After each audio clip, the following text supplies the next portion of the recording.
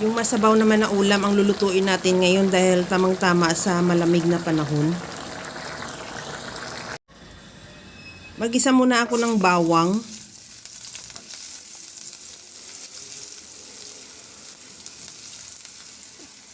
Maglagay din ako ng sibuyas.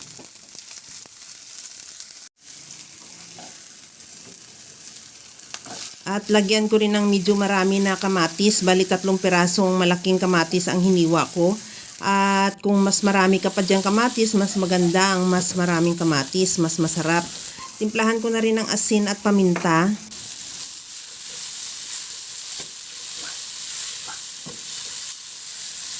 Okay na yung ating kamatis. Ilagay ko na rin yung pork ribs. Bali 600 grams lang yan. At ihalo lang hanggang sa mag-iba na ang kulay o mag-render na rin ng sarili niyang mantika. At sa puntong ito, maglagay na ako ng tubig.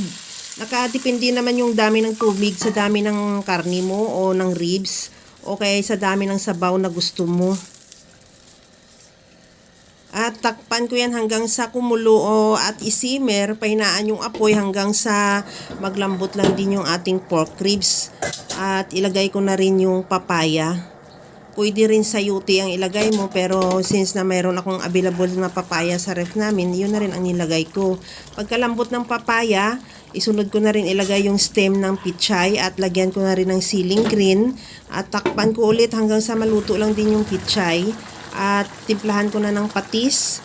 At maglagay din ako ng liquid seasoning. Depende sa iyo kung anong mga seasoning mong available. Pwede rin yung granules.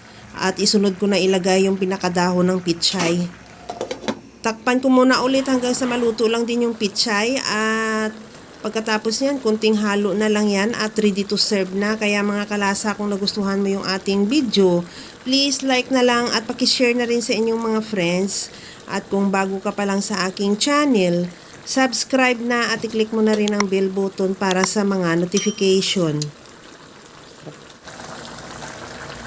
Okay na tong ating kinamatisang pork ribs with papaya at pichay. Hanguin na lang natin yan at ready to serve na. Kaya mga kalasa, alam ko, kayang-kaya mo tong gawin dahil sa sobrang simple at napakadali niya lang lutuin.